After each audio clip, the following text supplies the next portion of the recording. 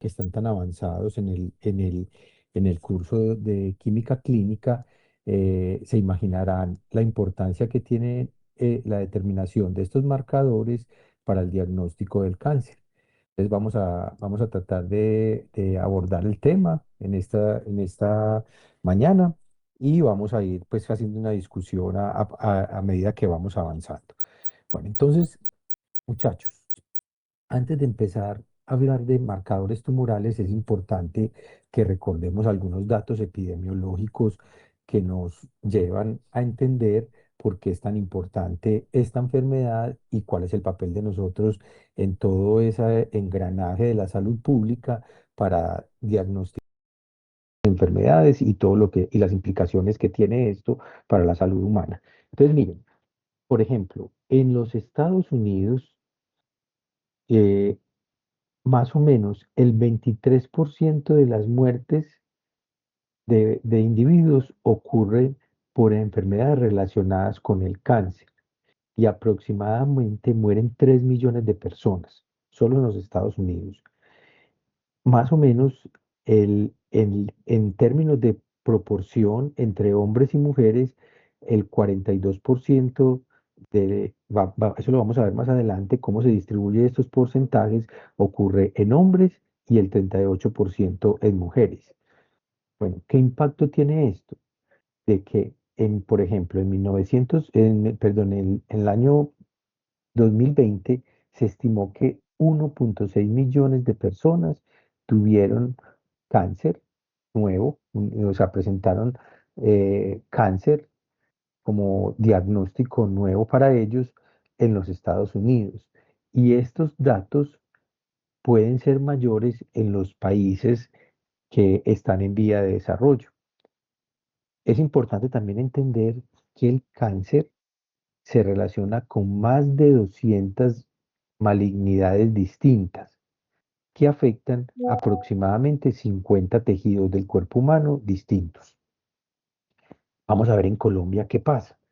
En Colombia, según los datos epidemiológicos del Ministerio de Salud, el cáncer es una de las principales causas de morbilidad y mortalidad en Colombia y representa un importante desafío para la salud pública.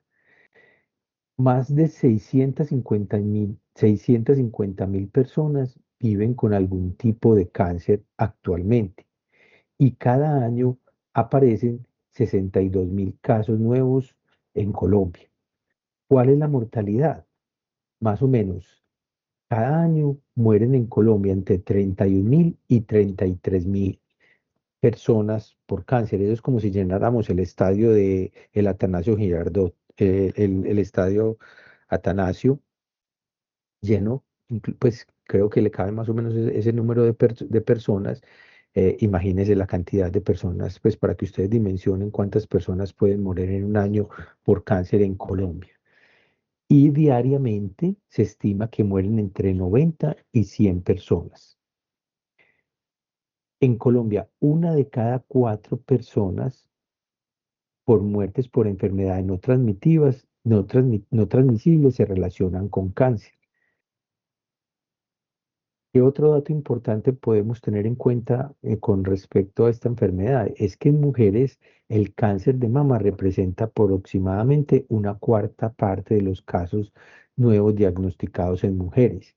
Y lo que más prevalece es el cáncer de mama, cáncer de cuello uterino o endocervical y cáncer colorectal. En hombres, miren, el panorama cambia un poco y es el cáncer de próstata, el cáncer colorectal y el cáncer gástrico, los tipos de cáncer más comunes, pero siendo el cáncer de próstata el tumor maligno más frecuente en hombres colombianos.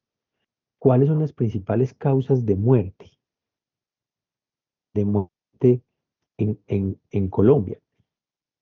Los cánceres que generan mayor mortalidad en Colombia son el cáncer de estómago, segundo el cáncer de pulmón, cáncer de mama, cáncer colorectal, cáncer de próstata y cáncer de cuello uterino. Y hay unas zonas en Colombia donde hay mayor prevalencia de cáncer. Por ejemplo, la región andina presenta históricamente mayores tasas de cáncer gástrico. y las zonas con menor acceso a programas de tamización presentan mayores tasas de cáncer de cuello uterino. Bueno, ¿qué sucede también desde el punto de vista epidemiológico en Colombia? Es que el 60% de los pacientes diagnosticados se diagnostican ya cuando tienen un estadio avanzado. De ahí la importancia en hacer un diagnóstico temprano porque eso mejora el pronóstico del paciente. Entonces, esto disminuye la supervivencia y aumenta los costos de atención. Y hay unos factores de riesgo muy importantes que afectan nuestra población, que es el tabaquismo, la infección por Helicobacter pylori, que esa predispone a la aparición de cáncer gástrico, la infección por el papiloma virus humano o VPH, que está relacionada con la aparición del cáncer de cuello uterino, la obesidad, el sedentarismo, el consumo de alcohol, el envejecimiento poblacional y la exposición ocupacional ambiental a agentes carcinógenos. Otro dato importante es que los cánceres prioritarios para la salud pública en Colombia, de acuerdo a todas estas estadísticas, entonces está el cáncer de mama, el cáncer de cuello uterino, de próstata, colon y recto, estómago, pulmón y leucemias infantiles y melanoma y otros cáncer de piel. Recuerden que el melanoma y los cánceres de piel están asociados a exposición prolongada a la luz ultravioleta generada por el sol, por ejemplo. Entonces, la prevención y la detección temprana y el acceso oportuno a tratamiento puede salvar vidas. Por eso la importancia de conocer estos datos estadísticos y lo que vamos a ver hoy en clase. En los Estados Unidos, miren la distribución. Aquí tenemos al lado izquierdo, tenemos hombres y en el lado derecho tenemos las mujeres, ¿cierto? Y nos muestra cuál es la distribución de el cáncer, de los diferentes tipos de cáncer en los dos sexos, ¿cierto? Como pueden ver, en el hombre, que es el que está al lado izquierdo, predomina el cáncer de próstata y en el lado derecho, en las mujeres, predomina el cáncer de seno y sigue también el cáncer, eh, mm, cáncer colorectal, ¿cierto? Entre otros. El cáncer de pulmón también es un factor importante, es uno de los tipos de cáncer más comunes en los Estados Unidos. Y vamos a compararlo con los datos en Colombia. Entonces, las primeras localizaciones de cáncer nuevos en Colombia entre hombres y mujeres, aquí tenemos al lado izquierdo hombres, al lado derecho mujeres. Mire que sigue siendo próstata en hombres, ¿cierto? Aquí tenemos en rojo otros tipos de cáncer, entonces la estadística aumenta acá, el porcentaje aumenta porque suma varios tipos de cáncer, pero si los miramos de manera independiente y nos olvidamos un poco de estos otros tipos de cáncer, que son varios, el que más predomina es el cáncer de próstata en hombres, ¿cierto? Y en gris está el cáncer de estómago y en mujeres tenemos el cáncer de mama y en amarillo el cáncer de tiroides. ¿Listo? Bueno, en términos de la mortalidad por cáncer entre hombres y mujeres en Colombia, entonces tenemos a la izquierda hombres, miren que otros tipos de cáncer son los que pues tienen el mayor porcentaje, pero si los miramos de manera independiente, los que podemos separar, el de próstata es el que genera mayor número de muertes en hombres y el de estómago. Y en mujeres, el cáncer de mama y cáncer de colon recto y ano. Bueno, entonces, ¿qué es el cáncer? ¿Qué es el cáncer? Entonces, el cáncer es un crecimiento exagerado y no controlado de, de un tipo de células determinado, ¿cierto? Y que cuando crece forma un tumor o masa sólido, que por lo general es sólido, que se llama neoplasma y se puede esparcir en un proceso que llama la metástasis a diferentes partes del cuerpo, ¿cierto? ¿Y qué causa el cáncer? Por lo general está asociada a mutaciones genéticas, que puede ser una combinación de mutaciones que son heredadas o adquiridas, por ejemplo, por un agente nocivo, la luz ultravioleta, etcétera, y que conducen a la formación del tumor en un proceso que se llama la génesis tumoral, ¿cierto? Y que se puede esparcir a diferentes órganos en el proceso que llamábamos ahora la metástasis. Entonces, hay diferentes mecanismos múltiples, que pueden ser múltiples, de progresión del cáncer, que lleva a la activación de factores de crecimiento y la activación de protooncogenes para que se conviertan en oncogenes, que ahora les explico ese término con qué se relaciona. Y hay una inhibición del proceso apoptótico normal de las células. O sea, las células ya no se van a morir como se mueren normalmente en un proceso programado, sino que hay una variación en en ese proceso y las células tienden a morirse menos, en menos, o sea, pueden tener una vida más larga, las células tumorales. Y hay una supresión de genes supresores, perdón, hay una inactivación de genes supresores y genes que regulan el ciclo celular. Por ejemplo, vamos a hablar hoy de qué es el BRCA1, la P53 y las ciclinas. Este BRCA1 también lo conocen ustedes como BRCA1 o BRCA2, ¿cierto? Hasta acá tienen alguna pregunta,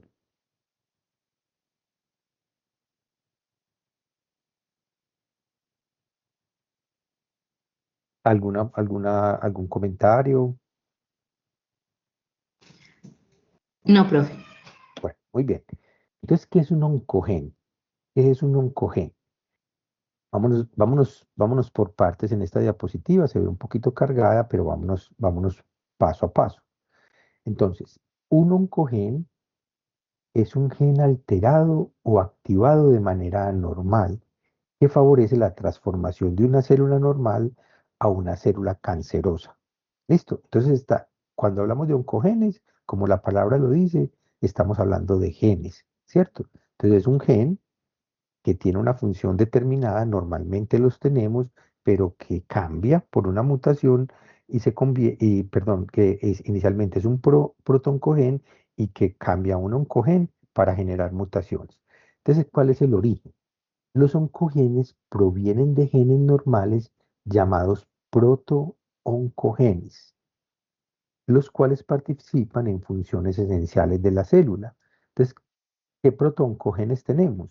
Protooncogenes que están relacionados con el ciclo celular, la división celular, la diferenciación de las células. Diferenciación se relaciona en que una célula, por ejemplo, de médula ósea, se diferencia a un eritrocito, a un leucocito, a las plaquetas, etcétera. Tienen un origen común, unas células madres pluripotenciales, pero que se van diferenciando por efecto de diferentes factores de diferenciación. Y también con genes que están relacionados con la supervivencia celular. Entonces, ¿cuál es el cambio clave? Es cuando un protoncogen sufre mutaciones o se sobreexpresa, o sea, empieza a expresarse más ese protoncogen y se convierte en un oncogen y produce señales de crecimiento descontrolado. Por eso el cáncer, cuando estamos hablando de cáncer, hablamos de crecimiento descontrolado, desproporcionado. Se pierde la capacidad de autocontrol del crecimiento celular. ¿Cierto? Entonces aquí tenemos un esquemita, tenemos un protooncogen, pero que por acción por efecto de una mutación o una activación anormal se convierte en un oncogen y de ahí se desarrolla el cáncer. ¿Alguna pregunta con este concepto?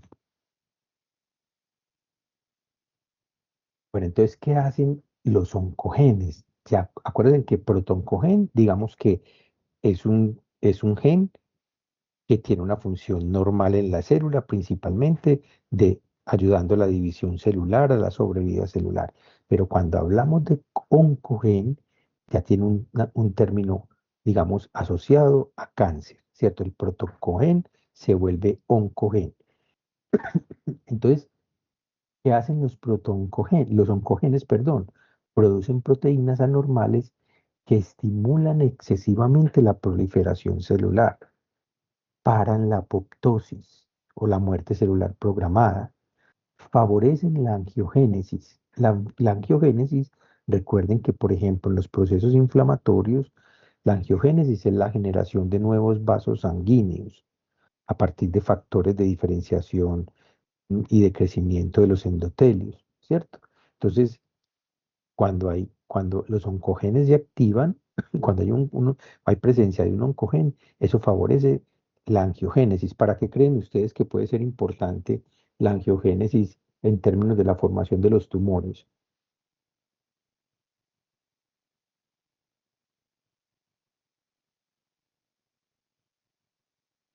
¿Qué opina Paula?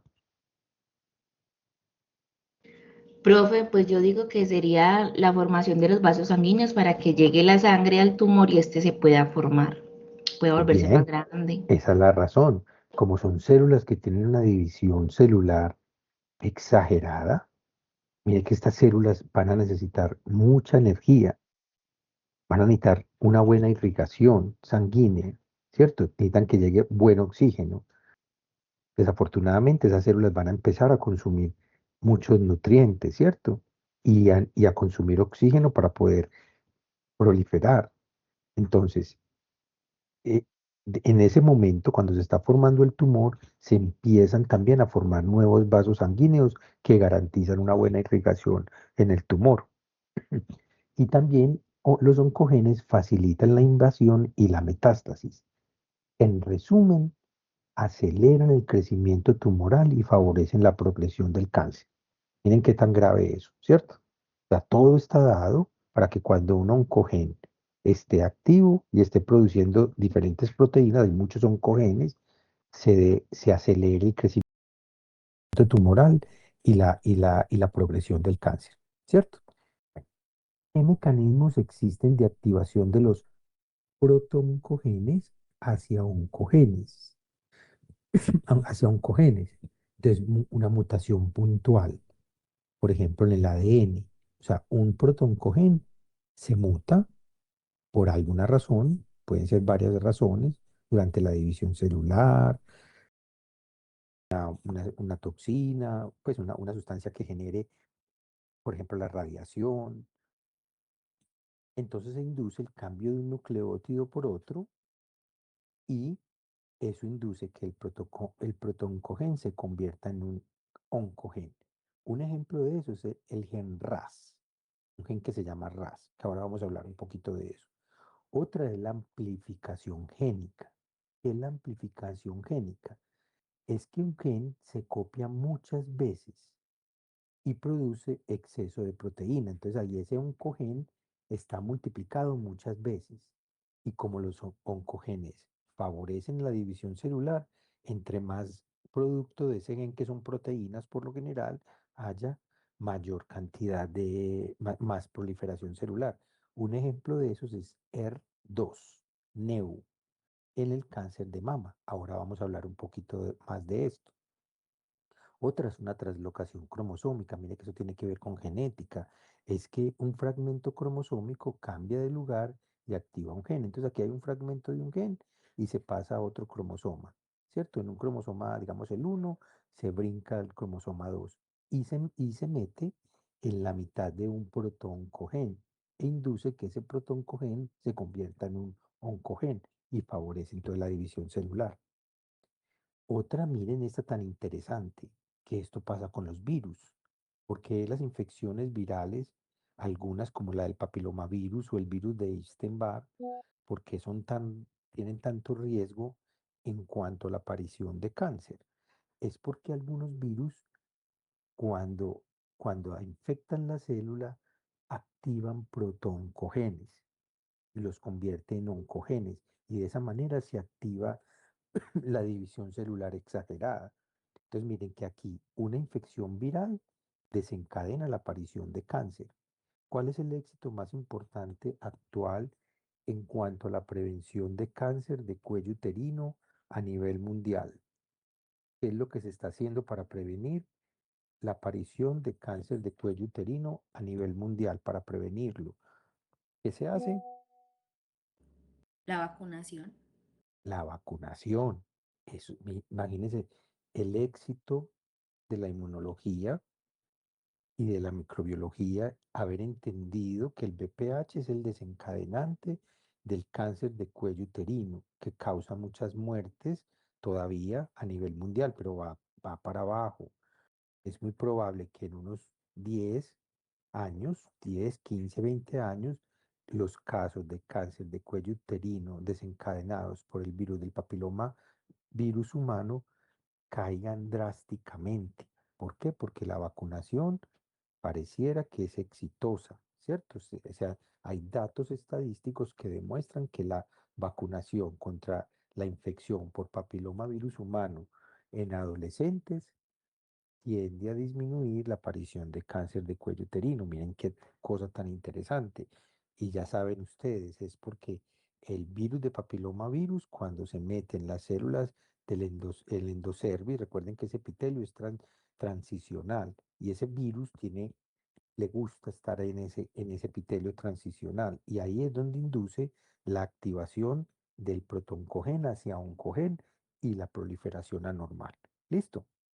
Entonces, un oncogen es un gen encendido permanentemente para que se lo graben, que impulsa el crecimiento celular descontrolado y favorece el desarrollo de cáncer, ¿cierto? Entonces, miren acá unos ejemplos de oncogenes, unos ejemplos. Mírenlos para que muchos de estos los vamos a ver más adelante, ¿cierto? En la clase. Entonces, aquí tenemos unos oncogenes importantes en medicina. Está RAS, ER, MYC.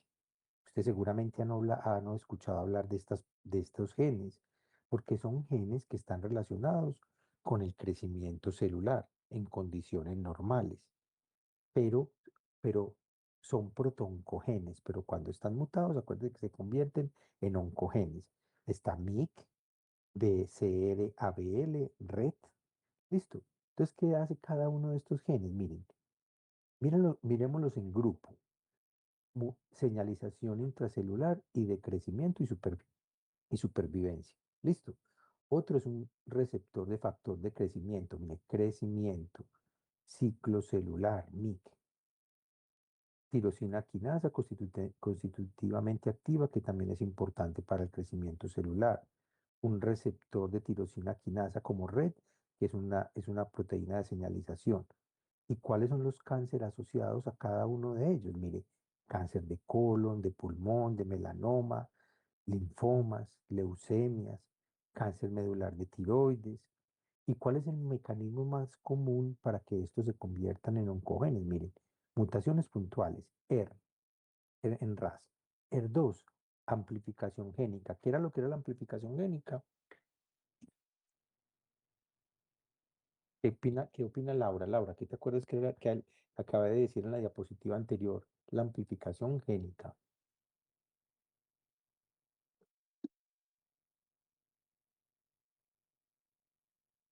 ¿Quién le ayude a Laura? Yaira. Profe, Bueno, dale, dale, Paula. profe, es cuando un gen se está copiando muchas veces y hay exceso del producto de ese gen. Muy bien, eso es cierto. Entonces, miren, ER2 es un ejemplo súper bonito sobre eso. Entonces, vamos a ver qué diferencia hay entre oncogenes y genes supresores. Entonces, aquí hay otro concepto que no les había mencionado, que es un gen supresor. Un gen supresor es un gen que normalmente se está expresando en la célula, pero que ayuda a suprimir el ciclo celular. Recuerden que siempre hay genes que promueven la división celular, pero para contrarrestar que la división celular no se vaya a hacer de manera desorganizada, existen unos genes que se llaman reguladores o supresores. Siempre tratamos de que haya un balance, ¿cierto? En biología siempre se tiende que haya un balance. Entonces, los genes supresores suprimen la división celular, ¿cierto? Entonces, para que haya un equilibrio.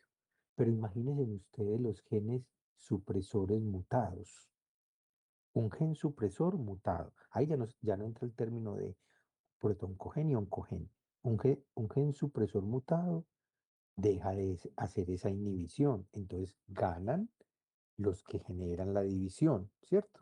Entonces es como que hay división de manera normal, pero no hay quien suprima. Entonces esta división, estos genes que promueven la división van a tener ventaja y va a haber una división celular exagerada. Listo, entonces vea, vamos a hacer una comparación en esta tabla entre los oncogenes y los genes supresores tumorales. Entonces, ¿cuál es la característica más importante de un oncogene en términos de la función?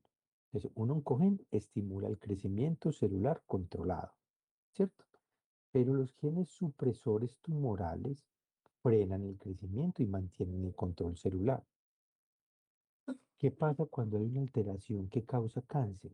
Entonces hay una activación excesiva, ya cuando un protoncogen pasa hacia un oncogen y gana función, gain of function, gana función, entonces empieza a haber división celular exagerada.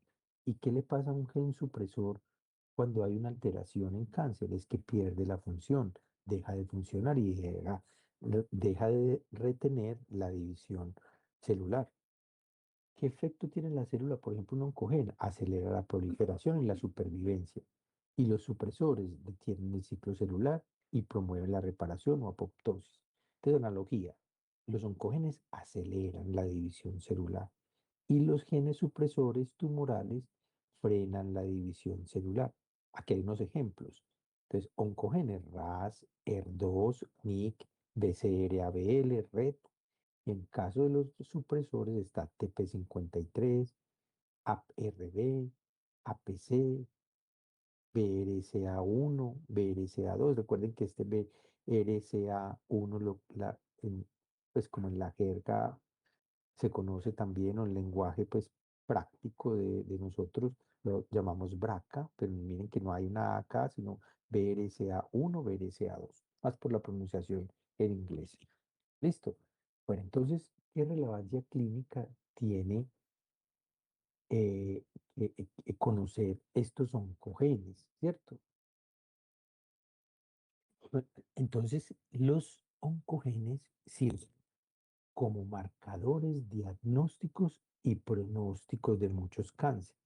Entonces, si están aumentados, si los podemos detectar en sangre o en el tejido, podemos determinar el estado, podemos ayudar a determinar el estado en que se encuentra un cáncer, que ya lo vamos a ver en las próximas diapositivas, o cuál es el pronóstico para esa persona que está teniendo ese tipo de cáncer.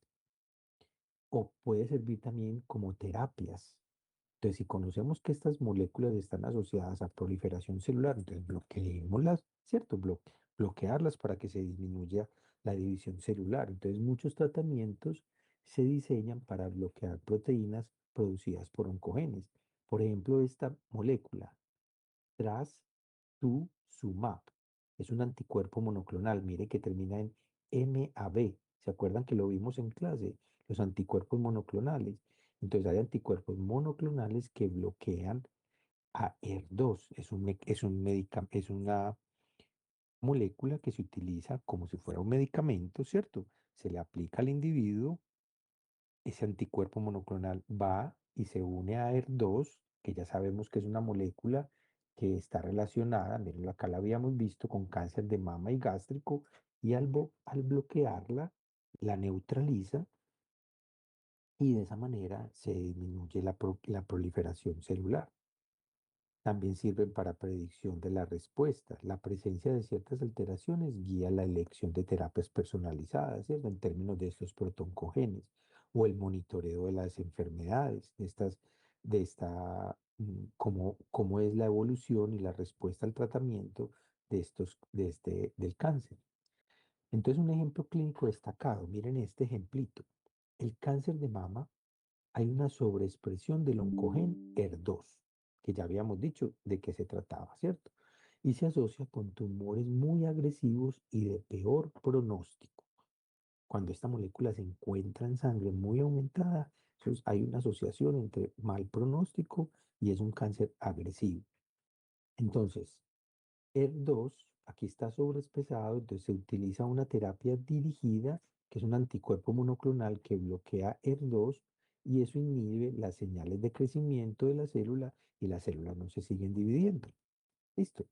Entonces, muchachos, estas moléculas que acabamos de ver, varias de ellas se utilizan en el laboratorio para medirlas como marcadores tumorales. Mire que eso nos está marcando la palabra marcador tumoral un, algo que marca los tumores o la aparición de un tumor del cáncer, ¿cierto? Entonces, estas si las, ¿qué tal si las medimos para que determinemos qué tipo de cáncer se está dando, si tiene una buena progresión, un buen pronóstico, etcétera?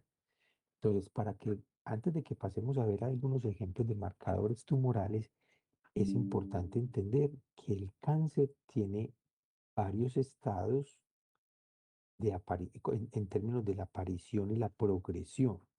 Entonces, primero, ¿qué ocurre cuando aparece el cáncer? Hay una proliferación anormal de un cierto tipo de células. Por ejemplo, cáncer de piel. Empiezan a proliferar los melanocitos de manera descontrolada, ¿cierto? Entonces ya las células empiezan a tener una división exagerada porque, por ejemplo, ocurren mutaciones en moléculas que están relacionadas con la reparación, el ciclo celular y la reparación del DNA. Por ejemplo, la P53, BRCA1 y las ciclinas. Entonces hay una mutación que favorece la proliferación anormal.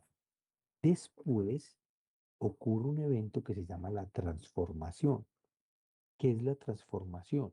Es que hay una pérdida de las genes que son supresores, o sea, los genes que suprimen la proliferación celular mutan y eso induce el proceso llamado transformación.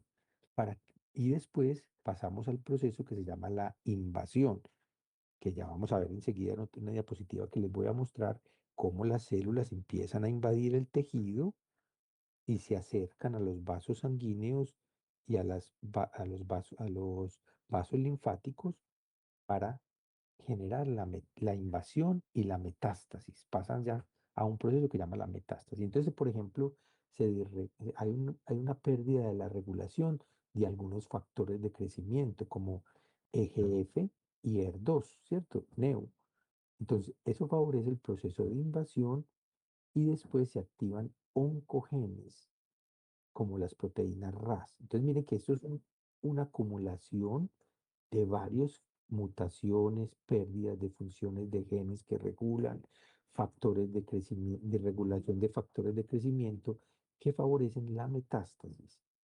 ¿Qué es la metástasis entonces? Es que las células que están proliferando de manera anormal dejan de estar en el tejido, por ejemplo, en la piel, o sea, in situ y pasan al torrente sanguíneo o por vía linfática llegan a los nódulos linfáticos cercanos, por ejemplo, y se empiezan a generar tumores en otros órganos. Por ejemplo, una diseminación hacia el pulmón, hacia el hígado, hacia el vaso o a los ganglios linfáticos. Y después de esto, en el tumor, en los tumores empieza a haber un proceso de vascularización, angiogénesis, ¿cierto? Lo que llamábamos la angiogénesis. Entonces aquí empiezan a estimularse genes como el VEGF, que es el Vascular Endothelial Growth Factor, factor de crecimiento endotelial. Se desactivan moléculas de adhesión celular que favorecen la llegada de nuevas células a los tumores, etcétera. Entonces, en resumen, esto, esto que les acabo de explicar, ustedes lo pueden ver en muchos videitos en YouTube para que lo miren, para que tengan ese conocimiento de cómo se da la progresión del cáncer. Pero en resumen empezamos con proliferación, transformación, invasión, metástasis y vascularización. ¿Dónde creen ustedes que en este proceso, en qué parte de este proceso hay un pronóstico peor para una persona? ¿Cuando estamos inicialmente en el proceso de proliferación o cuando estamos en el proceso de metástasis y vascularización? ¿Qué opinan de eso?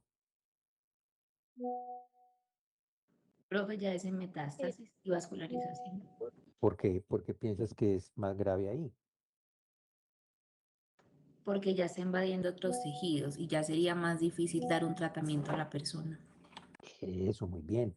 Recuerden que ustedes seguramente les ha tocado escuchar familiares o algún vecino o algún paciente tiene metástasis.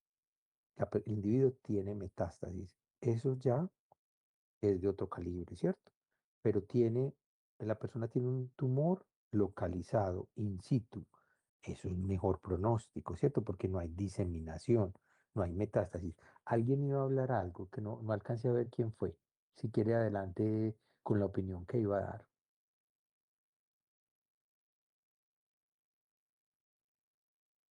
Muy bien. Entonces, tengamos en cuenta eso, ¿cierto? Entre más avanzado esté la progresión del cáncer, eso por lo general está asociado con menor pronóstico, por lo general. Listo. Y miren aquí, según esa progresión del cáncer, se han dado diferentes estadios. Ustedes es muy común escuchar, la persona está en estadio uno, estadio 2, estadio 4, 3, ¿cierto? Y eso se relaciona también con un mejor o peor pronóstico. Entonces, ¿qué es el estadio uno? Entonces tenemos acá unas células que están proliferando aquí tenemos un epitelio, y aquí tenemos el tumor, y aquí tenemos un vasos sanguíneos que son los rojitos, ¿cierto? Entonces el tumor está localizado, está in situ, ¿cierto? Pero miren, en el estadio 2, cuando una persona tiene estadio 2, ¿cómo lo detectan? Por ejemplo, les voy a contar una experiencia que yo tuve. Hace 3 años fui donde la dermatóloga, ¿cierto? Y ella me revisó varios lunares de la piel y me encontró en la espalda un lunar que no le gustó porque las características que tenía el lunar no eran compatibles con cáncer de piel que se llama melanoma. Y ella lo que hizo fue inmediatamente me extrajo el lunar en una biopsia y lo mandó a patología. Y cuando lo encontraron, vieron que estaba en estado uno. ¿Listo? ¿Y qué significó que me hayan encontrado un lunar en estado uno? Que después de que ya se encontró que era estado uno, me tuvieron que hacer una cirugía de piel y me extrajeron aproximadamente 3 centímetros de piel de la parte circundante donde estaba el lunar, porque el cáncer, el melanoma, es muy invasivo. Miren, es muy invasivo. ¿Qué quiere decir? Yo lo tenía en estado uno, súper, eso fue una buena noticia. Pero si lo hubiera tenido en estado 2, eso hubiera significado, me hubieran tenido que hacer un análisis de todo el cuerpo tratando de buscar, por ejemplo, una tomografía axial computarizada de todo el cuerpo para tratar de determinar presencia de tumores en otros órganos. Porque ya cuando estamos en estado 2 hay una invasión a través de los vasos sanguíneos o linfáticos y una diseminación a otros tejidos. Imagínense ustedes las celulitas tumorales viajando por sangre y encuentran un nicho en el pulmón. Listo, y se quedan allá y empiezan a proliferar. Mire, empezó en piel, en la espalda. Por ejemplo, el caso mío, tuve suerte, lo descubrieron a tiempo, pero hubiera generado grandes riesgos de muerte, por ejemplo, si hubieran ocurrido el estado 2 o el estado 3 o 4, ¿cierto? Entonces miren acá el estado 3, cómo se relaciona. Hay una migración del tumor a los nódulos linfáticos regionales. Por ejemplo, si el tumor había empezado en piel, migra a los ganglios linfáticos regionales. Mírenlo por acá, ¿cierto?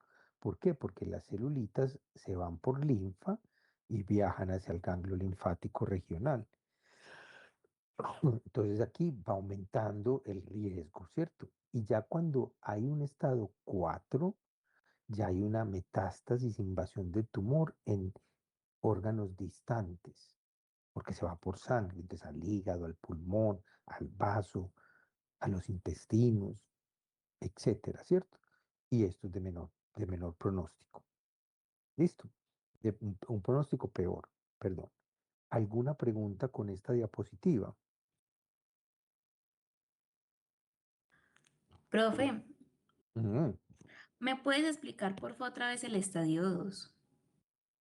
Entonces, en el estadio 2, miren que el tumor ya no está localizado en el tejido, sino que rompe, el tumor rompe y ya va a los vasos sanguíneos, que son estos rojitos que vemos acá, penetra hacia los vasos sanguíneos y empieza a migrar, se va por el torrente sanguíneo, ya no está, cuando a mí me hicieron la biopsia, se veía que las celulitas estaban proliferando, pero que no habían alcanzado capas de la piel muy profundas y no había llegado donde habían vasos sanguíneos.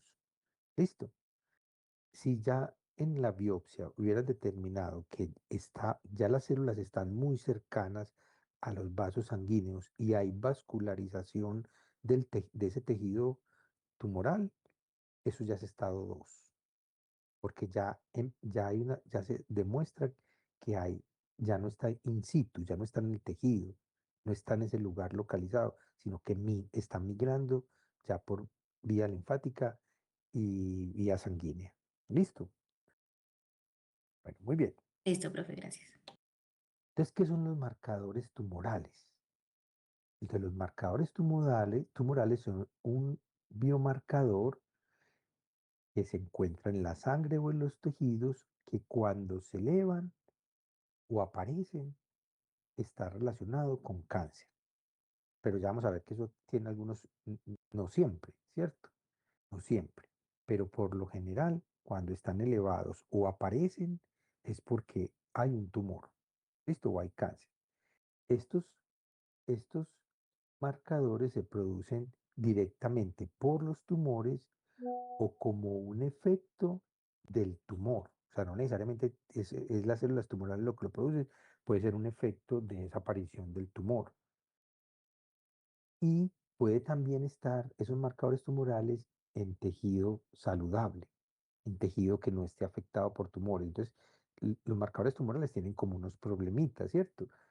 Se relacionan con tumores cuando aparecen o se aumentan, pero normalmente puede que esté también ese marcador tumoral, ¿cierto? El antígeno prostático, por ejemplo, en hombres, tenemos unos niveles bajitos por lo general de antígenos prostáticos. Es una enzima que en la próstata se produce normalmente, pero cuando hay cáncer, ese antígeno prostático se eleva en unos valores ya muy exagerados y eso se relaciona con cáncer de próstata. Pero miren, el antígeno prostático se puede elevar, por ejemplo, en ciclistas porque están sentados en el sillín de la silla y esa presión en la parte baja, entre los testículos y el ano, que está ubicada la próstata, hace un masaje en la próstata e induce que se aumenten los niveles de próstata, del antígeno prostático. Y mire, esa persona no tiene cáncer de próstata. Entonces, cuando se analizan los marcadores tumorales, hay que analizarlos con cierto cuidado, ¿cierto? Hay unas indicaciones, hay unos términos para analizarlos. Listo. Los fumadores pueden activar algunos marcadores tumorales, pero todavía no tienen cáncer, pero tienen ese marcador tumoral aumentado. Hay unos marcadores específicos para cada cáncer, ¿cierto? Ya lo vamos a ver más adelante. Entonces, ¿qué es lo más importante de los marcadores tumorales? Que son ayudan al diagnóstico del cáncer. Recuerden, muchachos, que si no entienden algo, me van preguntando y vamos conversando. ¿Listo? Entonces, ¿para qué sirve un marcador tumoral? Para el diagnóstico del cáncer. O sea, sirve para diagnosticar cuando hay malignidad. Y se combina debe ser utilizado en combinación con otros métodos de diagnóstico, por ejemplo, imagenología, otras pruebas de laboratorio, combinación de varios marcadores tumorales. Un solo marcador tumoral, la determinación de un marcador tumoral solito no hace diagnóstico de cáncer, ayuda al diagnóstico del cáncer. ¿Listo? Ayuda a determinar el pronóstico de una persona cómo se va comportando en un tratamiento. Entonces tenemos un marcador tumoral que una persona que tiene cáncer y el marcador tumoral está muy, muy elevado, pero empieza el tratamiento. ¿Qué piensan ustedes? ¿El marcador tumoral debería subir, seguir subiendo cuando la persona está en tratamiento o debería empezar a bajar?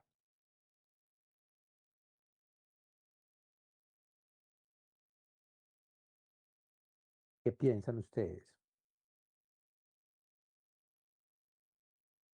Una persona está en tratamiento e inicialmente tenía un marcador tumoral muy elevado y ayudó al diagnóstico de ese cáncer. Una mujer con cáncer de seno, por ejemplo, le determinamos un marcador tumoral y estaba súper elevado.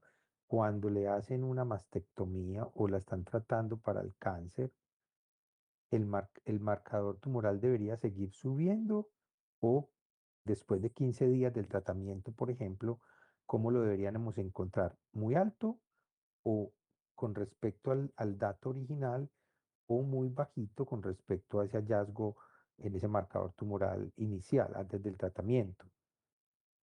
¿Cómo debería estar? Debería estar disminuido, ¿no, profe? Debería de disminuirse. Entonces, miren que los marcadores tumorales, cuando se hacen de manera secuencial durante un tratamiento, miren que ese término lo hemos visto en varios análisis de laboratorio, por ejemplo, en el diagnóstico de las pancreatitis, de las enfermedades hepáticas, eso tienden a bajar, ¿cierto?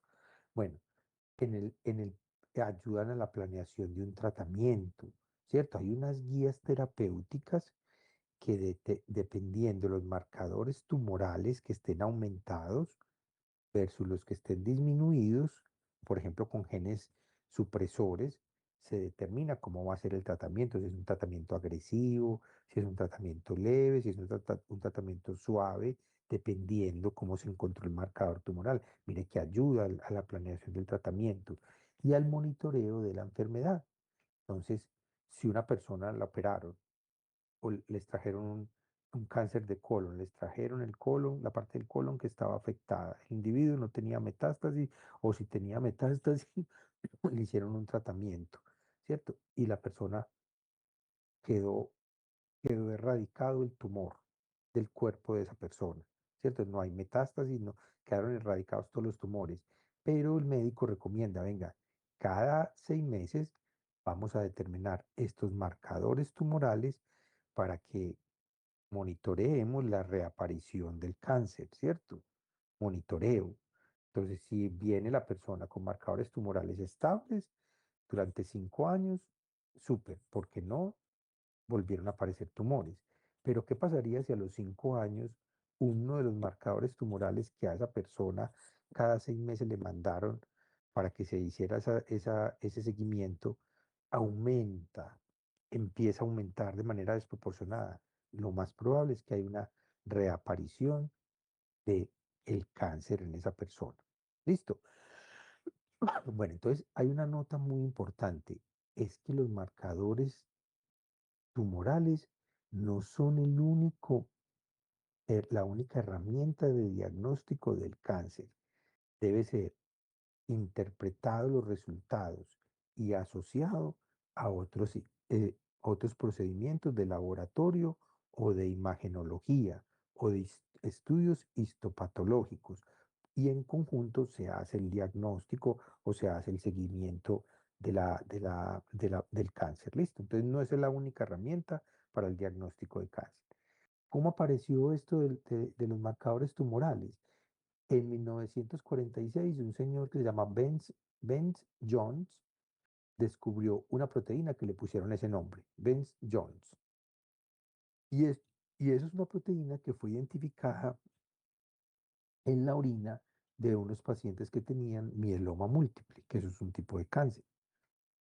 Y desde eso, desde 1946, mira, hace más de casi 200 años, esto marcó un hito importante en cuanto a los marcadores tumorales.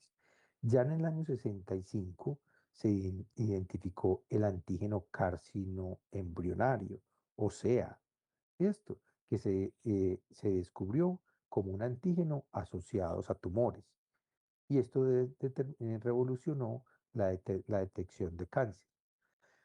Después en los 80 y los 90, esa fue la era de los marcadores tumorales, ahí fue que aparecieron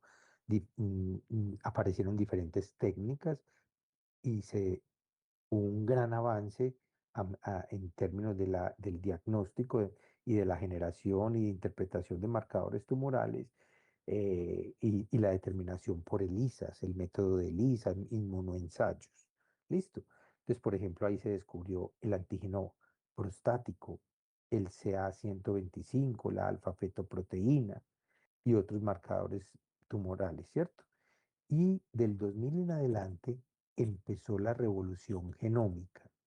La revolución genómica es que con diferentes marcadores, herramientas, utilización de las biopsias de los pacientes, muestras de sangre para determinar en el DNA de las células que están circulando en ese individuo, determinar las mutaciones, porque mire que esto parece por mutaciones, determinar mutaciones que estén asociadas a la aparición de cáncer y eso ayuda al diagnóstico.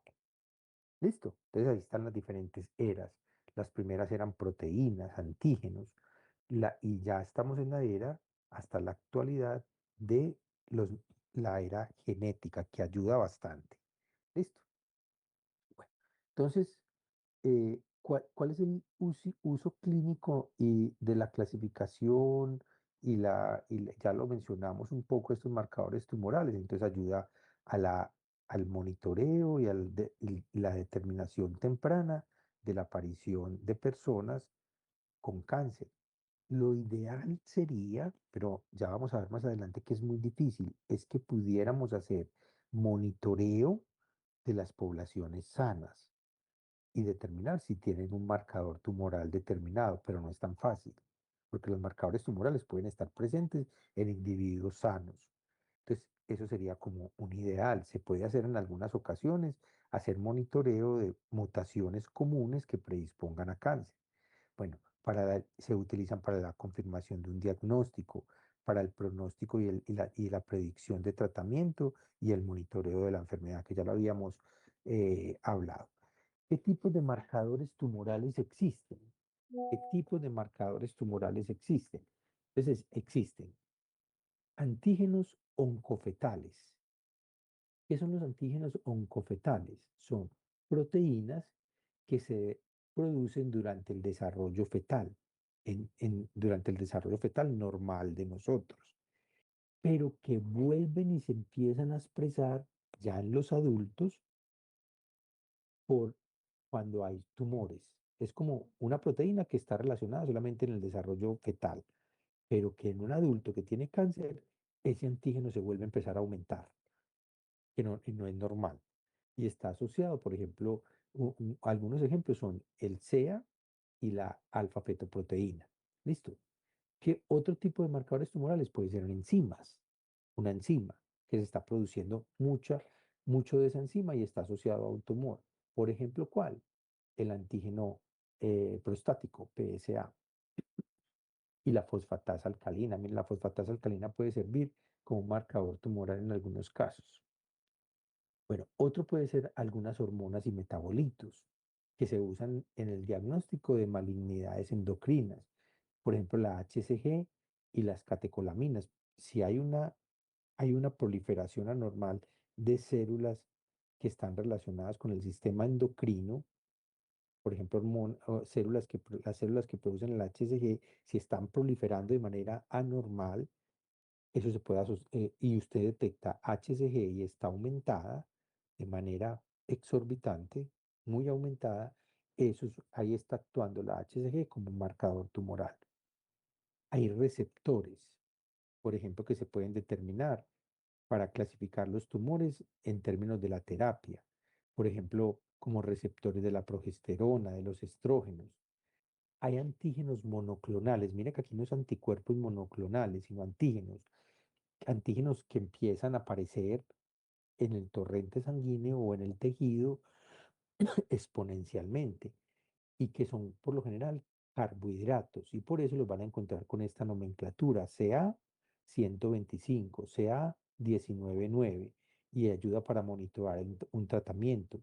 Y hay proteínas séricas que también ayudan a hacer actúan como marcadores tumorales, por ejemplo las inmunoglobulinas o la beta 2 microglobulina para monitorear, por ejemplo, proliferación anormal de células plasmáticas, de linfocitos B productores de inmunoglobulina. Un ejemplo acá es el mieloma múltiple. Bueno, entonces miren muchachos esta lista de marcadores tumorales. Entonces, marcadores tumorales que sean enzimas. Tenemos el antígeno prostático, la lactato deshidrogenasa, la fosfatasa alcalina, la enolasa específica neuronal. Y aquí están los diferentes tipos de cáncer donde estos antígenos, que en este caso son enzimas, se pueden aumentar. Por ejemplo, el cáncer de próstata para el antígeno PSA, en malignidades hematológicas, la lactato deshidrogenasa, la enolasa específica neuronal, en, por ejemplo, tumores neuroendocrinos, y se detectan por lo general con ensayos enzimáticos como estos que están con EA o inmunoensayos como las ELISAs. ¿Y dónde se analiza? En suero. O sea, la persona se le toma una muestra de sangre, se separa el suero y ahí se determina. Entonces, ¿qué utilidad clínica tienen, por ejemplo, estos cuatro? Miren, por ejemplo, el antígeno específico prostático, el diagnóstico de cáncer de próstata, la lactato de deshidrogenasa en varios tipos de cáncer, en la fosfatasa alcalina en cáncer del hígado, por ejemplo, y la enolasa específica neuronal en cáncer en tumores neuroendocrinos. Y ahora miremos estas proteínas séricas. Ya no es una enzima, está en esta tabla 28.1, sino ya proteínas séricas. Entonces, por ejemplo, la proteína M, las cadenas livianas libres en suero o la beta 2 microglobulina, que se relaciona por lo general con eh, proliferación anormal de células plasmáticas, de linfocitos B productores de inmunoglobulinas o malignidades hematológicas. Entonces aquí está como las utilidades clínicas y se utilizan métodos como las electroforesis de proteínas, en este caso, o inmunoensayos. Bueno, y miren estos otros marcadores tumorales endocrinos. Miren que es una lista larga, no son poquitos los marcadores tumorales. Entonces hay una batería para cada tipo de cáncer, ¿cierto? Entonces, por ejemplo, endocrinos, mire que se utilizan muchas hormonas de las que ustedes conocen ya. Y cada una, el aumento de cada una de estas hormonas está relacionado con diferentes tipos de cáncer. Por ejemplo, el cortisol está relacionado con tumores adrenales y se puede determinar en suero o en orina y está asociado con síndrome de Cushing. ¿Listo? Entonces, eso es importante. Bueno, y miren esta otra, otros marcadores tumorales endocrinos como la PTH, la PRL, el BMA, que se relacionan con adenomas pituitarios de la paratiroides y ayudan a diagnosticar pues este tipo de cáncer. Bueno, ahora miremos los que son carbohidratados, ¿cierto? Los que son marcadores tumorales para cáncer y que son carbohidratos, ¿cierto? Entonces está el CA 19.9. Estos numeritos es una mm, terminología que se utiliza para estos tipos de marcadores tumorales. Entonces está el CA 19.9, el 15.3, 27.29. Este es muy famoso, el CA 125, porque cuando se determina se asocia con la aparición de cáncer ovárico. No solamente cáncer ovárico, ahorita vamos a ver dónde más se puede elevar, pero se asocia mucho con cáncer ovárico. Entonces se utiliza para determinar la respuesta a una terapia o determinar, por ejemplo, en cáncer de seno, estos que están acá, la respuesta a una terapia. Bueno. Y hay otros que son, por ejemplo, los receptores de marcadores, los marcadores tumorales en términos de receptores. Ya no son proteínas libres, sino que son receptores que se expresan en las células. Estos se usan mucho, por ejemplo, cuando se hace una biopsia de un tejido, se determinan cómo se expresan estos receptores y si están muy aumentados, si están presentes o no. Eso se asocia con un mejor pronóstico o un peor pronóstico. Entonces, el receptor de estrógenos, receptor de progesterona, el receptor ER, que ya lo habíamos visto, que es un indicador de pronóstico para cáncer de seno, de ovario, del sistema gastrointestinal. Entonces, esta batería de diferentes tipos de marcadores tumorales, todas junticas, muchachos, dependiendo del tipo de cáncer, se puede utilizar para hacer un buen diagnóstico y un buen pronóstico de la enfermedad. Entonces, muchachos, ¿cuál es la característica de un marcador tumoral ideal? ¿Qué sería lo ideal? Lo primero es que sea súper específico de un tipo de tumor determinado. ¿Listo? Entonces estamos hablando de cáncer de próstata. Que ese marcador tumoral solamente se exprese cuando hay cáncer de próstata. ¿Listo? Eso sería lo ideal. Otro punto importante que tener en cuenta es que lo ideal es que esté ausente en individuos sanos, que los individuos sanos no les vaya a aumentar ese marcador tumoral para que eso no genere falsos positivos, por ejemplo, ¿cierto? Tercero, que sea fácilmente determinado en los diferentes fluidos, en orina, en sangre, en saliva, por ejemplo, en un lavado broncoalveolar, o sea, que se pueda obtener fácilmente en los fluidos. Y por último, el 4 y el 5 que sean muy sensibles y que sean muy específicos. Ustedes saben que en términos del diagnóstico en el laboratorio, esas dos características son muy importantes, ¿cierto? Bueno, esto ya lo vimos. Ya les hablé de las características que tienen los marcadores tumorales, que no son únicos, ¿cierto? O sea, usa ese marcador tumoral solito, cuando lo utilizamos, no hace diagnóstico, tiene que ser utilizado con la ayuda de otros métodos de diagnóstico o otros marcadores tumorales, ¿cierto? Bueno, entonces aquí tenemos que también los marcadores tumorales pueden servir como métodos de ayudar a hacer a generar, a determinar la susceptibilidad que tenemos a un determinado cáncer. Y esto se ayuda mucho con los métodos genéticos que se usan en la actualidad. Ustedes conocen el caso de Angelina Jolie. ¿Qué le pasó a Angelina Jolie? ¿Alguien sabe? ¿Saben quién es Angelina Jolie, cierto? Sí, profe, que ya viene, o sea, tenía la mamá y la abuela, creo que era que ya habían sufrido de cáncer de mama, entonces ella se hizo un examen para evaluar si estaba predispuesta a tener el cáncer, entonces se hizo de una vez la mastectomía. Muy bien, eso fue lo que pasó. Entonces, ¿qué hizo Angelina Jolie? Tenía historia familiar de cáncer. O sea, ¿qué quiere decir historia familiar? Que en su familia, algunos miembros les había dado cáncer de mama. Listo. Eso es importante, ¿cierto? Si uno tiene en su familia historia de cáncer de mama, varios miembros de la familia afectados, uno piensa, ve, o sea, ¿será que yo tengo una predisposición? Y la predisposición, lo más probable es que sea genética. Entonces, existe un gen que se llama BRCA1 y BCRA2, que es un gen supresor. Acuerden que lo vimos dentro del grupo de los supresores, pero que en algunos individuos tienen mutaciones en esos genes, mutaciones de línea germinal. ¿Qué quiere decir de línea germinal?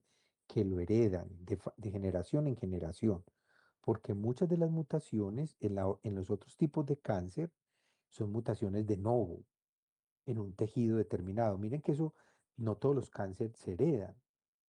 Por ejemplo, un cáncer de piel, melanoma, el que me dio a mí, es porque unas celulitas en un tejido determinado, en este caso la piel mía en la espalda, ahí se generaron unas mutaciones que indujeron la proliferación anormal, ¿cierto?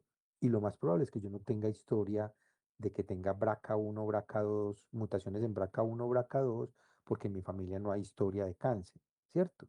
Fueron mutaciones de nuevo, pero hay individuos que tienen en su genoma y lo heredaron de los padres, o sea que es de línea germinal, mutaciones que predisponen a que aparezca el cáncer. Listo. En este caso es mutaciones en BRCA1 y BRCA2. Entonces Angelina se hizo el test genético y encontraron que tenía unas de las mutaciones más frecuentes asociadas a la aparición de cáncer de mama. Pero eso fue en sangre periférica. Le tomaron sangre y buscaron en el genoma de esa persona esas mutaciones muy frecuentes en esos tipos de cáncer. Y lo tenía. ¿Y ella qué decisión tomó? Como ya tengo una predisposición a que voy a tener cáncer de mama, lo más probable es que me va a dar y eso me va a poner en riesgo de muerte porque va a haber metástasis, etcétera, etcétera, ¿cierto? Ella decidió hacerse la mastectomía, que es la extracción de las mamas, ¿cierto? ¿Para qué? Para prevenir la aparición de ese cáncer y listo, solucionado. Eso pasa, por ejemplo, en BRCA1 y BRCA2.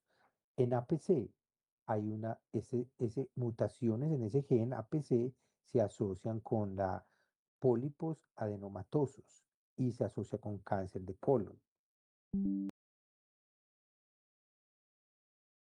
De los pacientes que dan APC positivos desarrollan cáncer de colon a la edad de los 40 años y los lleva y a ellos se les puede hacer una colectomía profiláctica para evitar la aparición de cáncer de colon. ¿Listo? Bueno, también en el prognosis, ¿sí? En el pronóstico. Entonces, los marcadores tumorales por lo general incrementan con la progresión de los tumores y llegan a los niveles más altos cuando el tumor está en estado de metástasis. Entonces, si usted lo tiene in situ, empieza a aumentar el marcador tumoral, pero cuando ya hay metástasis, se aumenta mucho más. Y si al paciente se le induce tratamiento, el, el marcador tumoral empieza a disminuir, ¿cierto? Entonces, miren indicadores de la concentración de un marcador tumoral. Entonces, un marcador tumoral alto en el suero, miren cómo se relaciona con el diagnóstico. Puede indicar presencia de malignidad. O sea, si está muy alto, malignidad, metástasis. Un pronóstico pobre, quiere decir de que tiene mucho riesgo de muerte. Cuando a una persona le dicen, usted tiene un pronóstico muy pobre, es que tiene riesgo de muerte, me va a salvar de tumor. ¿Listo? Y, y es muy agresivo. El comportamiento de ese marcador, de ese tumor es muy agresivo porque el marcador tumoral está súper elevado. ¿Listo?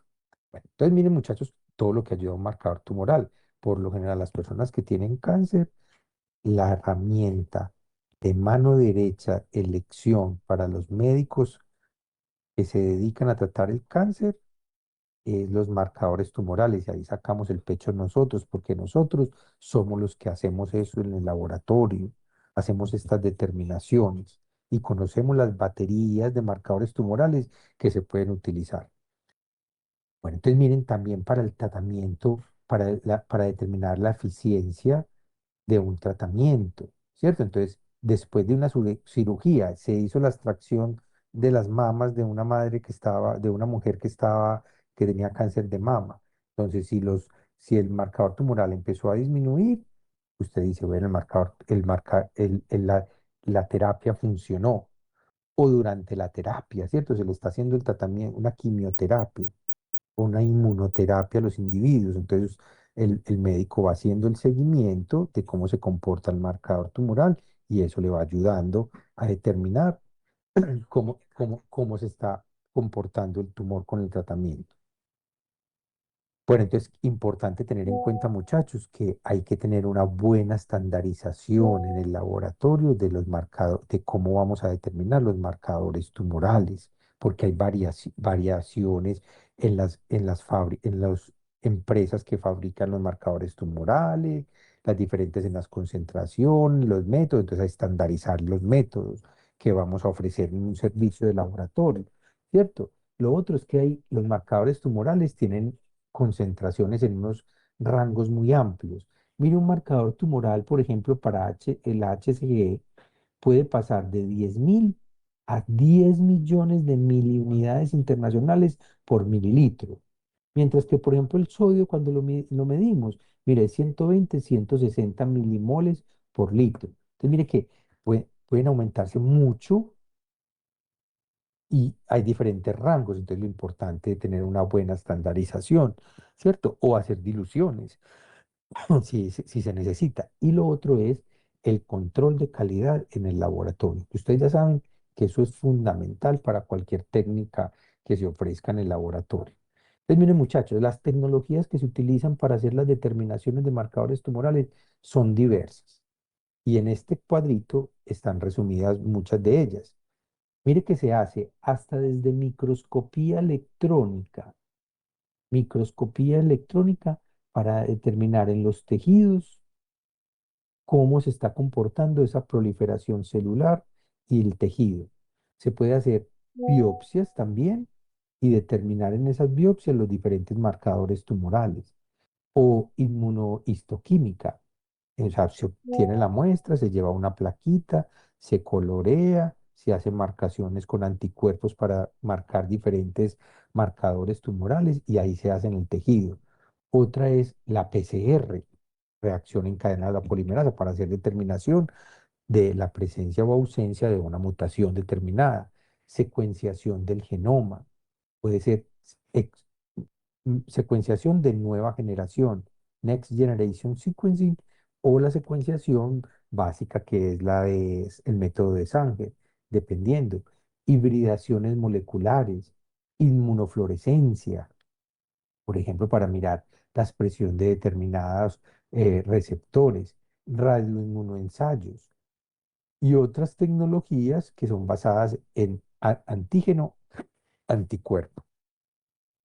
Entonces aquí están los inmunoensayos que tienen una gran ventaja, que están muy automatizados, también hay unos métodos más simples, son de rápido análisis, se integran a las plataformas. Recuerden cuando vimos automatización, por lo general los laboratorios que hacen marcadores tumorales son laboratorios automatizados. Eso no están en laboratorios muy simples, ¿cierto?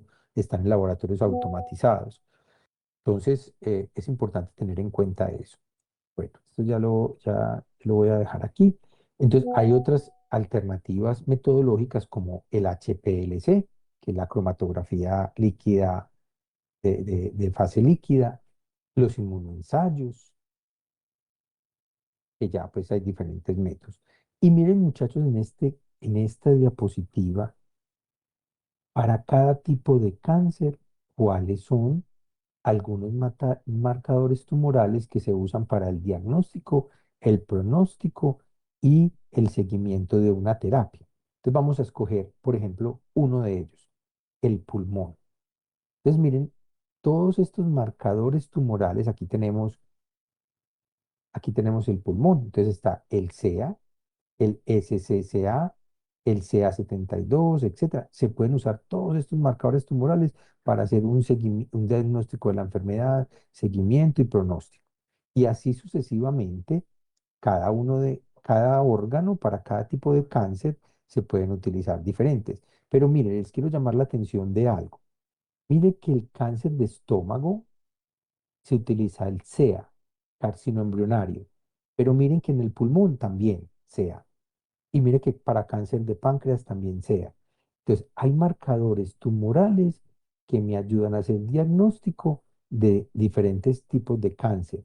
Entonces, por eso es que si un SEA está aumentado, es probable que haya cáncer en esa persona. Pero si usted está sospechando de cáncer de páncreas, se necesita también la imagenología o otros otros marcadores tumorales para ayudar al diagnóstico. Entonces, si estuvieran diagnosticando, por ejemplo, cáncer de estómago, o vámonos para el cáncer de colon, ¿cierto? Cáncer del colorectal. Entonces se utiliza el CEA, la LDH, el CA72-4, el CA242, toda esta batería de marcadores para poder hacer un buen diagnóstico. El cáncer de próstata, mire, está el antígeno prostático, pero miren que no es el único. Hay otros que ayudan. Entonces, esta diapositiva es para que ustedes más o menos entiendan cómo es las diferentes tipos de marcadores tumorales que ayudan al diagnóstico del cáncer. Entonces vamos a ver algunos ejemplos, ya para que vamos entrando en la fase final de la clase. Entonces la alfa-fetoproteína, que la vimos ahora, ¿cierto? Entonces, ¿qué es la alfa-fetoproteína? Es una proteína de 70 kilodalton, está glicosilada y se sintetiza por lo general en el hígado fetal, sea, cuando estamos en nuestra época fetal, ¿cierto? Pero se reexpresa en ciertos tumores.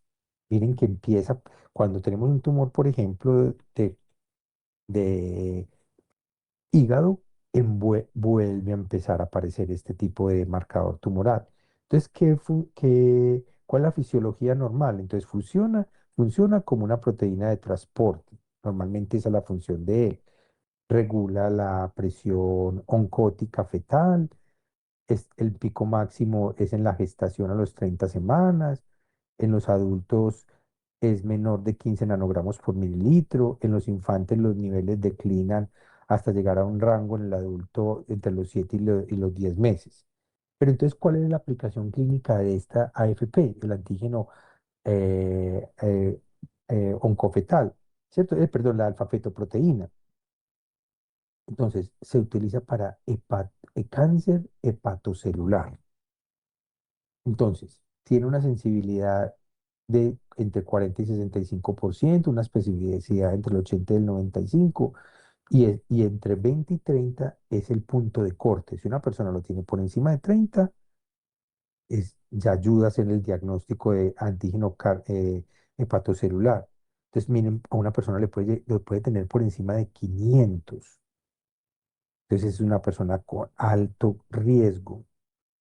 Y se monitorea con ultrasonido de la zona del hígado en personas de alto riesgo. Pero mire que también se usa para cáncer testicular y se usa en asocio con la beta HCG. Entonces, muchachos, miren, este es un ejemplo de un marcador tumoral. Ahora veremos el antígeno cancerígeno 125, el CA-125. Entonces, esto se definió, se definió inicialmente como un anticuerpo monoclonal murino que se, se une a células carcinogénicas ováricas. Entonces, un marcador originalmente para cáncer ovárico. Entonces, aquí tenemos, ¿qué tenemos? Se expresa principalmente como una mucina que se expresa en las células de los conductos de Mullerianos en el tejido ovárico y se eleva también en endometriosis y en el embarazo también se puede elevar o durante la menstruación. Entonces miren que este cáncer, el CA-125, se eleva en estas condiciones fisiológicas, pero se eleva también y se hace correlación con cáncer porque se eleva un 50% en cáncer de ovario y en 90% las personas que tienen estado 2 o 3 o 4. Y el valor de referencia es de menos de 35 unidades internacionales por mililitro. Entonces, ¿cuál es el uso primario de este marcador? Como monitoreo de las terapias y ayudan a determinar, a hacer el diagnóstico de cáncer ovárico. Pero en mujeres posmenopáusicas también se puede estar elevando, y es un método predictivo de cáncer ovario. Ahora miren el carcinoembrionario, el antígeno carcinoembrionario, el CEA. Entonces se descubrió en los 60, es un antígeno oncofetal prototípico que tiene 200 kilodalton. La función es una proteína de la familia de las inmunoglobulinas y está relacionada con la apoptosis, la inmunidad, la adhesión celular. Y este es el valor de referencia. Pero miren, en cáncer colorectal eh, se aumenta y ayuda al diagnóstico de cáncer colorectal. Pero también después de las cirugías de cáncer colorectal, cuando los valores llegan a un valor basal, eso quiere decir que, por ejemplo, la cirugía fue exitosa. O monitoreo, una determinación del SEA en varios meses ayuda a detectar recurrencia, porque la vida media de este antígeno es de 2 a 8 días, entonces también hay que saber cada cuánto se determina, porque tenemos que esperar que se elimine el antígeno. Bueno, vamos a ver otro, el antígeno, bueno, entonces el antígeno carcinoembryolario se usa para cáncer colorectal, cáncer pancreático, adenoma pulmonar. cáncer gástrico. Entonces miren que tiene una gran utilidad para varios tipos de cáncer. Y lo habíamos visto en esta diapositiva. Miren, CA, CA en estómago, CA en el colon. Vamos a ver dónde más lo vemos. En ovario también se aumenta, etcétera. Listo. Entonces se puede aumentar en varios tipos de cáncer.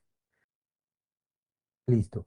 Ahora, por ejemplo, miren este que es hormonal, la hormona gonadotropina coriónica.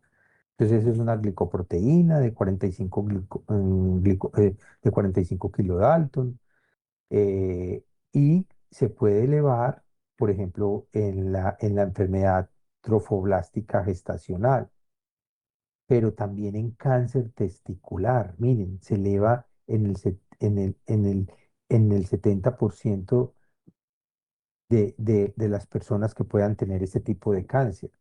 Entonces, miren que puede servir entonces para este diagnóstico. El antígeno prostático, miren este tan importante, que se usa mucho para evitar cáncer de próstata en hombres, que miren que ya sabemos que es una de las principales causas de cáncer en los hombres. Entonces, hay dos tipos de este antígeno prostático, que es una glicoproteína que tiene acción proteasa. Esa es la función principal de ella. Y entonces hay una forma que se llama el PSA libre, que es una forma no unida, y hay una unida que está asociada a una proteína que se llama alfa 2 antiquimiotripsina o alfa 2 macroglobulina. Entonces, la determinación del libre y el unido nos lleva a determinar el PSA total. Entonces, aquí hay una controversia porque en alguna literatura muestran que la determinación del PSA reduce la mortalidad solamente en algunos individuos con eh, un potencial dañino en términos de el sobretratamiento de las personas, porque si se encontró elevado y le hicieron un tratamiento y en realidad no tenía el cáncer de próstata, entonces esto lleva pues como a un tratamiento inadecuado. Entonces, qué se hace? Hay unas recomendaciones para la determinación de PSA. Lo primero es que se empiece a determinar, lo más importante es que se empiece a determinar entre los 40 y 45 años de edad en personas de alto riesgo y en personas que estén en los 50 años, que no sean de las de alto riesgo, se empiece a discutir la necesidad de hacerlo y que se haga con intervalos de cada 2 años y determinar que el PSA no esté por encima de 2 nanogramos por mililitro, pero siempre se debe incluir el examen rectal digital o sea, el masaje, la determinación de cómo está inflamada o no la próstata por tacto rectal en los hombres. Miren, la alfa-fetoproteína sirve para determinar el carcinoma hepatocelular y otros marcadores tumorales adicionales. Está el CA 15-3 para cáncer de seno, el CA 19-9 para cáncer de páncreas, las cadenas livianas para el mieloma múltiplo y el HE4 para ovarios de cáncer. Perdón, cáncer de ovario.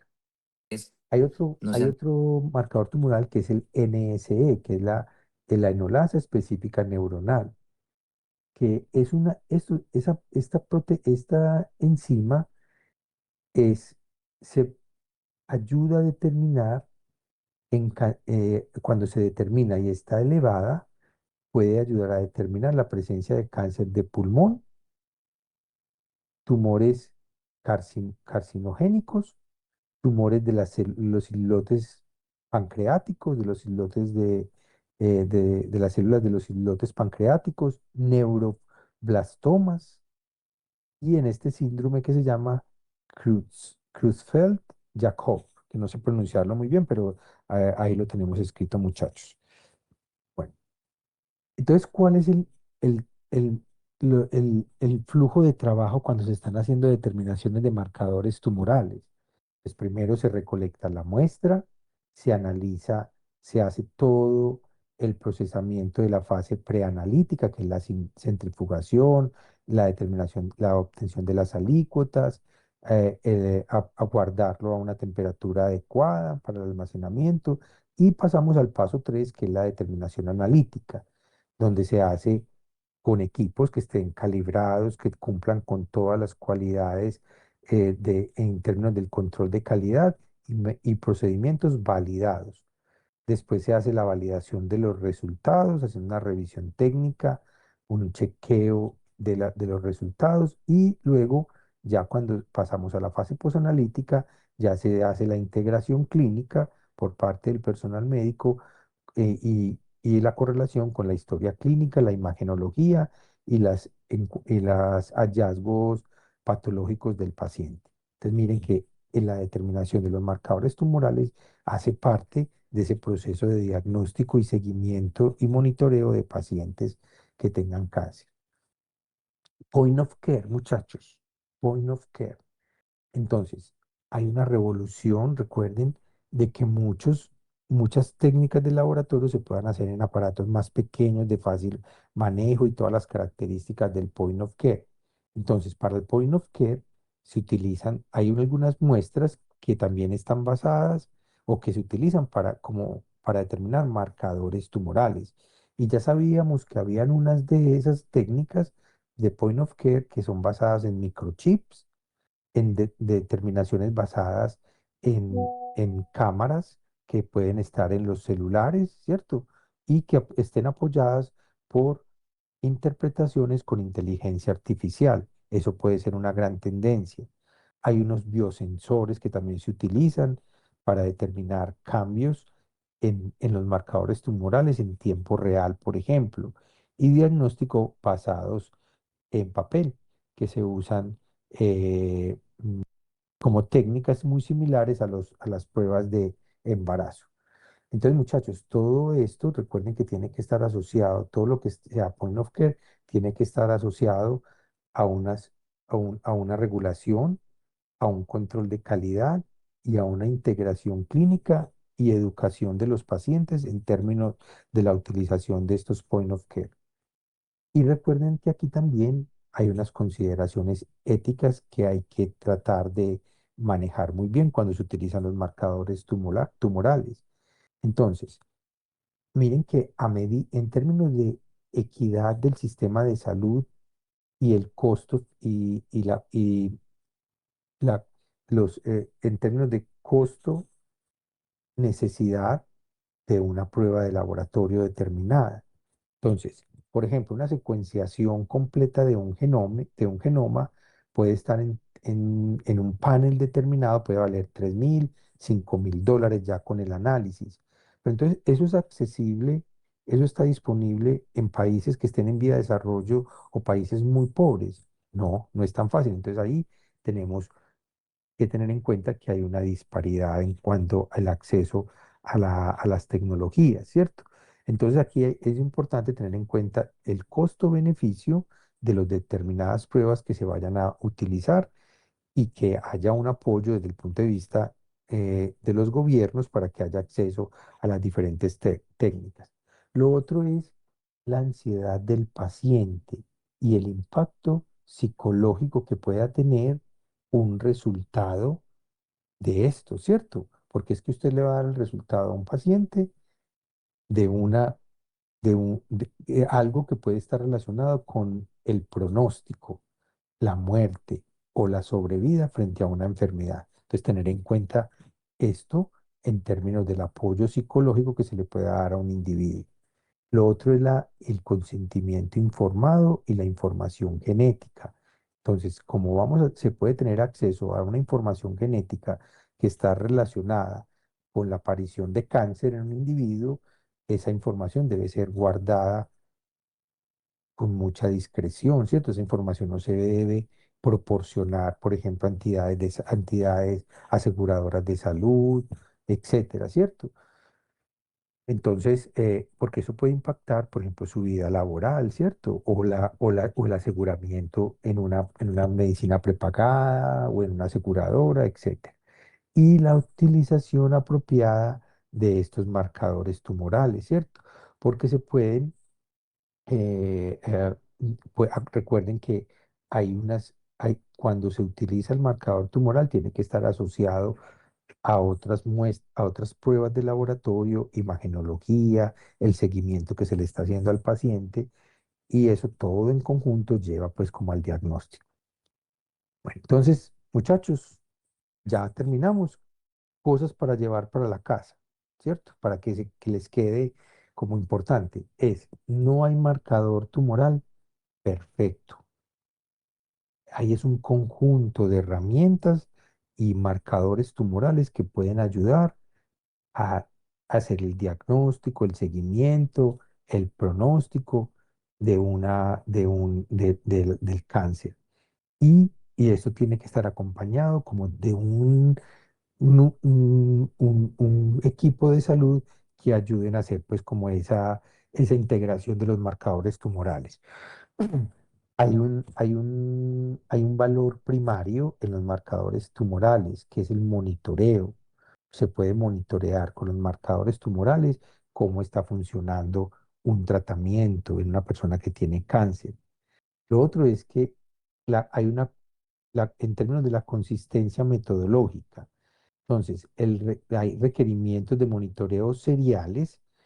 Cuando hay ese tipo de monitoreos seriales, es importante que si a una persona se le está haciendo un seguimiento, por ejemplo, cada 2 meses durante 2 años, que se haga con el mismo método, el mismo laboratorio y que sea estandarizado para que eso no vaya a tener una variación con respecto a las diferentes técnicas para un mismo marcador tumoral. Bueno, entonces, interpretar estos marcadores tumorales, recuerden que es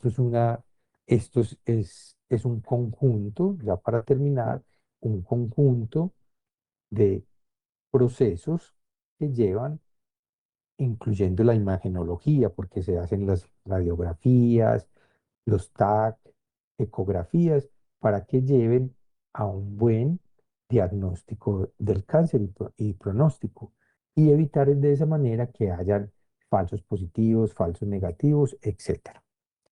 ¿Tienen alguna pregunta? Yo les voy a mandar